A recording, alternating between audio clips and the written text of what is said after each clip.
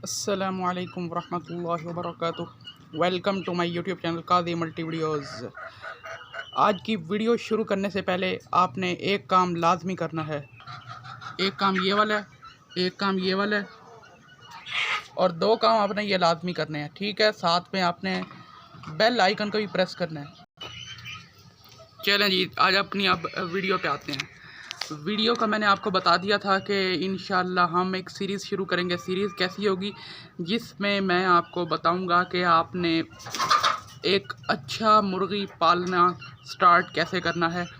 इसके अलावा आप चूज़ों को ग्रोथ कैसे दे सकते हैं, अच्छी ग्रोथ के वो बग़ैर किसी टेंशन के बिल्कुल स्ट्रेस फ्री हो के पलें और जल्दी जल्दी बड़े हों और कद वगैरह जल्दी निकालें। तो शुरू करते हैं डे आउट से। अच्छा जी, जो चूज़ा जो निकलता है वो निकलता है अंडे से। तो जब हम अंडे लेते हैं मुर्गियों से, यानी कि ब्रीडर मादियाँ या मुर्गे हो गए, चाहे सील के हो गए, चाहे वो गोल्डन मिस्री के हों, चाहे वो गोल्डन बफ के हो, कोई भी ब्रीड हो, आपने जब ब्रीडर्स से अंडे लेने हैं तो आपने क्या चीज़ नोट करनी है? जो ब्रीडर्स हैं उनके अंदर कोई भी बीमारी नहीं होनी चाहिए, ख़ास तौर पे जीनियाती बीमारी, जेनेटिक्स। जो जेनेटिक्स मतलब कि जो एक नस्ल दर नस्ल जो बीमारी ट्रांसफ़र होती है, वो बीमारी उनमें बिल्कुल भी नहीं होनी चाहिए उन ब्रीडर्स में। अगर उन ब्रीडर्स में खुदा ना खास्ता कोई भी ऐसी बीमारी है जो उनमें नस्ल दर नस्ल चलती आ रही है, तो उस तरह के आपने उन ब्रीडर्स से आपने अंडे नहीं लेने बिल्कुल भी, ठीक है। क्योंकि उसका नुकसान ये होगा कि वही वाले जो अंडे जो आप उन बीमार ब्रीडर से लेंगे, तो वही जो बीमारी है वो आगे बच्चों में भी शिफ्ट हो जाएगी। पहला काम आपने ये करना है। एक काम हो गया। आपने दूसरा काम क्या करना है? दूसरा काम आपने ये करना है कि अगर आपके बर्ड्स में कोई इस तरह की जेनेटिक्स की बीमारी नहीं है, मौरूसी बीमारी नहीं है, उनके वालिदैन में नहीं है कोई बीमारी, तो दूसरा काम आपने ये करना है कि उनकी एज देखनी है, ठीक है।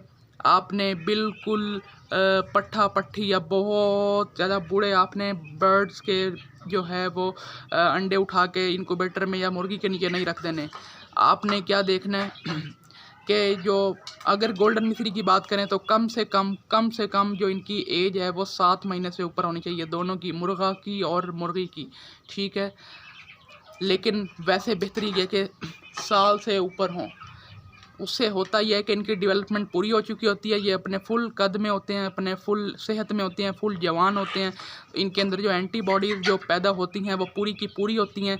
तो जब अब हम इनसे अंडे लेंगे तो उनमें से जो चूज़े निकलेंगे वो सेहतमंद होंगे और उनके अंदर किसी भी किस्म की जो इम्यूनिटी की कमी है वो नहीं होगी, ठीक हो गया। और फिर आपने एक और चीज़ क्या चेक करनी है, अगर आपने असील बर्ड्स के अंडे लेने हैं या ऐसे बर्ड्स जिनकी उम्रें ज़्यादा होती हैं, जैसे गोल्डन मिस्री इनकी 4-5 साल उम्र होती है, तो इसलिए आपने 7-8 महीने 1 साल के ये ब्रीडर से अंडे लेना शुरू कर देने हैं। मतलब कि जो आप चिक्स के लिए अंडे लेना शुरू करें या चिक्स के लिए अंडे लें। तो जब के जो असील होते हैं इनकी जो नॉर्मल उम्र होती है कम से कम जो है ना, ये 6-7 साल तो होती है ना, उससे ज़्यादा भी होती है अक्सर, तो जो है ना 10 साल निकाल ही जाते हैं। आपकी मेंटेनेंस पे डिपेंड करता है, आपकी जो है मैनेजमेंट पे डिपेंड करता है।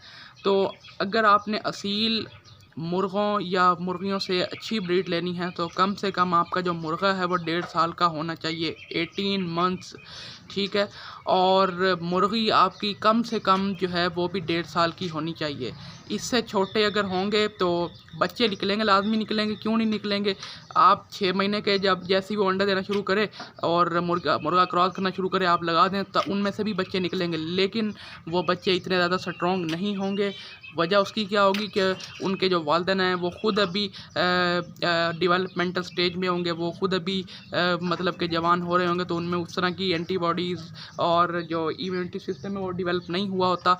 तो इसलिए फिर आगे बच्चों में भी वो अधूरा सिस्टम ही ट्रांसफ़र करते हैं, जिसकी वजह से उनमें बीमारियां वगैरह आने का ज़्यादा चांस होता है, ठीक है। लेकिन आप अपने एक्सपेरिमेंट के तौर पे आप ले सकते हैं, इसमें कोई इशू नहीं है। लेकिन आपको मैं बता रहा हूँ कि वो चिक्स ज़्यादा मेयारी नहीं कहलाएंगे, ठीक है। अब मैंने आपको बता दिया कि सेहतमंद आपने मुर्गियाँ मुर्गे लेने हैं, यानी कि जिनके जो ब्रीडर्स कहलाने के होते हैं जी, तो जो ब्रीडर्स अच्छे होते हैं जिनका मेयारी अंडा होता है, ठीक है, आपने देखना है कि मुर्गा मुर्गी कमज़ोर ना हो। जिनियाती बीमारी का मैंने आपको पहले बता दिया, मुर्गा मुर्गी कमज़ोर नहीं होनी चाहिए, अपने पूरे वज़न में, अपने पूरे परों में होने चाहिए, ठीक है, किसी भी किस्म की उनको डैमेज नहीं होनी चाहिए।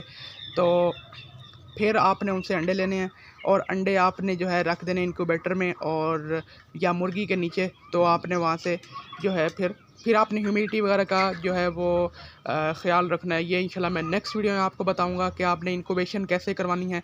अभी मैंने आपको ये बताया कि किस तरह की मुर्गियों से, किस तरह के मुर्गों से आपने अंडे हासिल करने हैं, ठीक है, हो गया।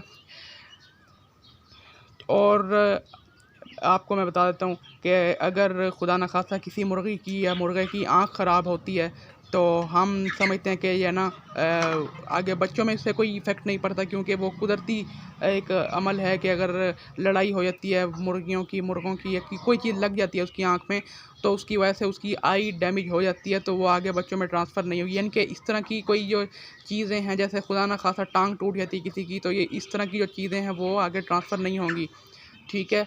अब जैसे कलर मैं बताता हूँ आपको, बिल फ़र्ज़ करें कि जैसे ये जो मुर्गी है इसका जो कलर है ये लाइट ब्राउन है, ठीक है। अब अगर आप मुर्गा लगाएंगे लाइट ब्राउन कलर का, तो आगे जो इनके बच्चे आएंगे वो भी इनसे मिलते जुलते आएंगे। ये नहीं हो सकता कि ये जो है ना लाइट ब्राउन कलर के मुर्गी है और लाइट ब्राउन कलर का मुर्गा है तो आगे ये इनके बिल्कुल ब्लैक बच्चे हों। बहुत कम चांस है, 90% चांस ये है कि इन्हीं तरह के बच्चे आएंगे, लेकिन 10% या इससे भी कम चांस हो सकता है, क्योंकि अगर इनके अगर आप लाइन चेक करेंगे, लाइन से मुराद ये कि इनके बाप दादा को देखेंगे कि उनके कलर सेम थे, इनसे मिलते जुलते कि नहीं। अगर कलर सेम थे तो इसका मतलब है कि 100% जो इनके आगे बच्चे आएंगे, जो इनके प्रोजनी आएगी आगे, जो इनकी औलाद आएगी वो भी इनसे मिलती जुलती बिल्कुल सेम होगी, ठीक है। मिसाल आपके सामने खड़ी है कि मैंने आपको बताया था कि ये दो जो मुर्गियां हैं ये उस गोल्डन वाली मुर्गी की जो है ना ये चूज़े हैं, ये दोनों उसी से मैंने निकलवाए उससे नहीं, लेकिन अंडे उसी के थे, ठीक है। तो यानी कि आप देख सकते हैं कि ये तकरीबन 100% सेम आए हैं, ठीक है। तो इंशाल्लाह फिर नेक्स्ट वीडियो में आपको इनक्यूबेशन के मुतालिक मैं बताऊंगा। तब तक के लिए अल्लाह हाफिज़।